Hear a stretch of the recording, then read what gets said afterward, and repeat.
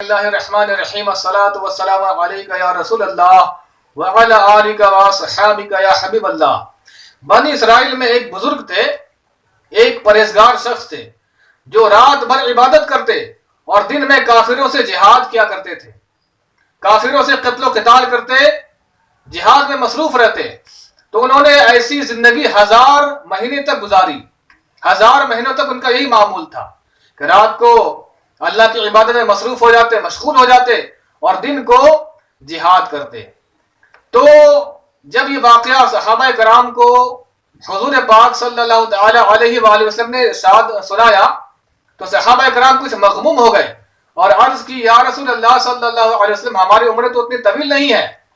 تو اللہ پاک نے یہ سورت کو نازل فرمایا، اِنَّا أَنزَلْنَاهُ فِي لَيْلَةِ الْقَدْرِ، یعنی شب قدر، لیلۃ القدر جو شب قدر کی رات ہے، ان راتوں میں عبادت کرنا، شب قدر کی رات میں شب بیداری کرنا 1000 مہینوں سے بہتر ہے۔ یعنی جو شخص ان راتوں کو پانے میں کامیاب ہو گیا، شب بیداری کرنے میں کامیاب ہو گیا، تو یہ 1000 مہینوں سے اس کے لیے بہتر ہے۔ اب آئیے، وہ بزرگ رحمت اللہ علیہ بڑے قوی، بہت ہی بہادر تھے، اتنے بہادر تھے کہ کافر ان سے جنگ میں ہار جاتے تھے، جیت ہی نہیں پاتے تھے۔ تو کافر لوگ جو تنگ آ کر کے ان کے خلاف پروپیگنڈا کیا اور ان کو ہرانے کے لیے، ان کو زیر کرنے کے لیے بہت تدبیر اپنائے، بہت سارے ہتھ کنڈے اپنائے، مگر کامیاب نہ ہو سکے۔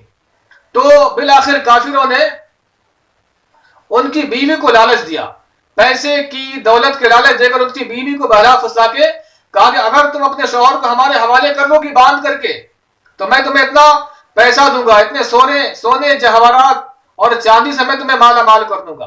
تو بیوی جو ہے، عورت چونکہ ناقص العقل ہوتی ہے، وہ کافروں کے بہکاوے میں آ گئی اور لالچ میں آ کر اپنے شوہر کو باندھنے کا ارادہ کر لیا کہ میں ان کو باندھ کر کے کافروں کے حوالے کر دوں گا۔ تو جب رات ان کے شوہر سوئے تو اس عورت نے مکاری کرتے ہوئے اپنے شوہر کو مضبوط رسیوں سے باندھ دیا۔ اب جب شوہر بیدار ہوئے تو کیا بیدار دیکھتے ہیں کہ میرے ہاتھ تو بندھے ہوئے ہیں، فوراً انہوں نے اپنے ہاتھوں کو جھٹکا دیا تو فوراً رسیاں ٹوٹ کر یہاں وہاں بکھر گئی۔ تو بیوی اپنی مکاری کو چھپاتے ہوئے کہی کہ میں تو دیکھ رہی تھی کہ آپ کتنے طاقتور ہیں، آپ میں کتنا طاقت ہے کہ آپ رسیوں کو توڑ پاتے ہیں کہ نہیں توڑ پاتے ہیں، تو میں آپ کو آزما رہی تھی۔ تو شوہر وہ بزرگ رحمت اللہ علیہ سمجھ نہیں پائے اور پھر دوسری رات آئی، وہ بزرگ رحمت اللہ علیہ آرام کے لیے جب سوئے تو ان کی بیوی نے پھر ایک چال چلی اور اپنے شوہر کو اب کی جو ہے زنجیروں سے، لوہے کی زنجیروں سے جکڑ دیا، باندھ دیا۔ اب وہ خوش تھی کہ اب تو یہ بند گئے ہیں، اب اس کو توڑ نہیں پائیں گے۔ اب کیا ہوا کہ ان کے شوہر کی آنکھ کھلی تو دیکھا کہ میرے ہاتھ میں زنجیر بندھی ہے، لوہے کی زنجیر ہے۔ تو انہوں نے لوہے کی زنجیر کو پھر جھٹکا دیا تو لوہے کی زنجیر جو ٹکڑے ٹکڑے ہو کر بکھر گئے۔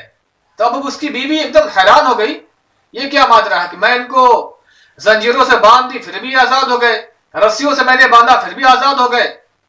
تو اپنے شوہر کے پاس اس نے مکاری کو چھپاتے ہوئے کہا کہ میں آپ کو پھر آزما رہی تھی کہ دیکھو آپ میں کتنی طاقت ہے۔ تو شوہر اپنی عورت کے فریب کو نہیں جان پائے اور اپنی راز کی بات کو انہوں نے بتا دیا کہ دراصل بات ایسی ہے کہ مجھ پر کوئی بھی رسی، کوئی بھی زنجیر کام نہیں آ سکتا، کام نہیں کرے گا۔ کسی بھی چیز سے مجھے اگر باندھ دو تو میں اس کو جھٹکے سے توڑ سکتا ہوں اللہ کے فضل سے۔ تو انہوں نے فرمایا کہ ہاں۔ تو ان بزرگ رحمت اللہ علیہ نے اپنی بیوی کو بتا دیے کہ ان کے کچھ لمبے لمبے بال تھے جو پاؤں تک آتے تھے۔ تو انہوں نے کہا کہ اگر تم ان بالوں سے مجھے باندھ دو گی تو میں اپنے آپ کو آزاد نہیں کروا سکوں گا، نہیں کر سکوں گا۔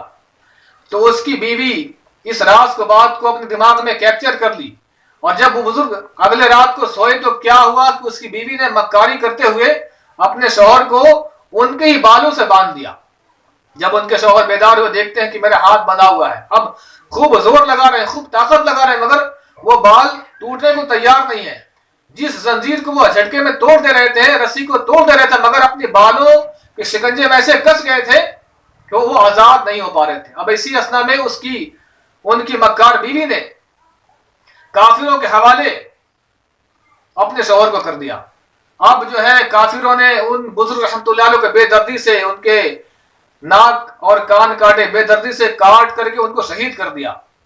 اللہ عز و جل کا غضب نازل ہوا اور تمام کافر جو ہلاک ہو گئے. اس کی بیوی بھی، ان بزرگ کی بیوی بھی ہلاک ہو گئے. تو اب اس واقعے سے معلوم ہوا کہ وہ بزرگ رحمۃ اللہ علیہ اتنے طاقتور تھے کہ رسیوں سے آزاد ہو جاتے تھے، زنجیروں سے آزاد ہو جاتے تھے، اور ان کا معمول تھا کہ وہ راتوں کو قیام کرتے، عبادت کرتے، اور دن کو جہاد میں مصروف رہتے. ان کا یہ معمول 1000 مہینوں تک رہا. تو کتابوں میں علماء فرماتے ہیں کہ جو شب قدر میں رات کو جاگنے میں کامیاب ہو گیا، عبادت کیا، تلاوت کیا، شب بیداری کرنے میں کامیاب ہو گیا، اس شب کو پا لیا جس نے، تو یہ اس کے لیے 1000 مہینوں سے بہتر ہے. تو ناظرین، شب قدر کی رات ایک طاق رات گزر چکی ہے. اب ہمارے پاس 4 طاق راتیں بچی ہوئی ہیں. ایک 23 ہے، 25، 27 اور 29 ہے. تو آپ بھی اس کا اہتمام کریں کہ شب بیداری کرنے والوں کے بڑے فضائل ہیں کہ شب بیداری کرنے سے بے شمار نیکیاں حاصل ہوتی ہے. جزاک اللہ.